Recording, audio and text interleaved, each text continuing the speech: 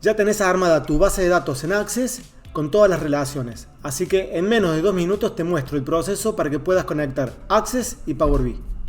Bueno, los pasos son muy sencillos. Abrimos Power BI. Si no lo tenés instalado, te voy a dejar un enlace acá en la descripción para que lo puedas descargar. Y dentro de Power BI vamos a ir a la opción de obtener datos. En el cuadro que aparece vamos a elegir Access. Y ahora simplemente vamos a elegir el archivo de la base de datos que guardaste. En mi caso yo lo había dejado ahí en la carpeta de descargas. Cuando lo abrimos, Power BI nos va a mostrar todas las tablas que tiene nuestra base de datos. Y para el ejemplo que estamos haciendo, que es un hospital, vamos a tildar las 3 tablas. La de médicos, la de pacientes y la de turnos. Una vez que la seleccionamos, vamos a hacer clic en cargar. Y listo, así de sencillo ya tenemos cargado nuestro modelo de datos dentro de Power BI.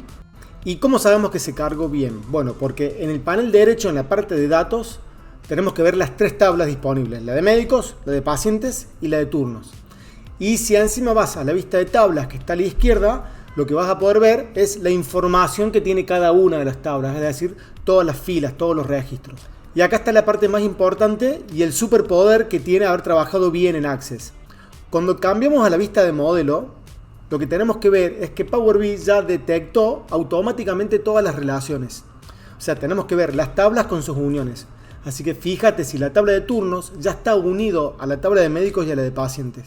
Esta detección automática parece una pavada, pero hacer las cosas bien en Access al principio nos simplifica mucho las tareas en Power BI. Y si no ves estas líneas de relación o no sabes lo que significan, tu tablero de control no va a funcionar. Así que para entender las reglas de oro de las relaciones y por qué esta unión es muy importante, te invito a ver el siguiente capítulo de la serie, el tercero de las reglas de oro de las relaciones, para que puedas entender todo el modelo. Y si este video te sirvió, dale like, suscríbete, hacete todo eso que se hace en YouTube y te veo en otro video.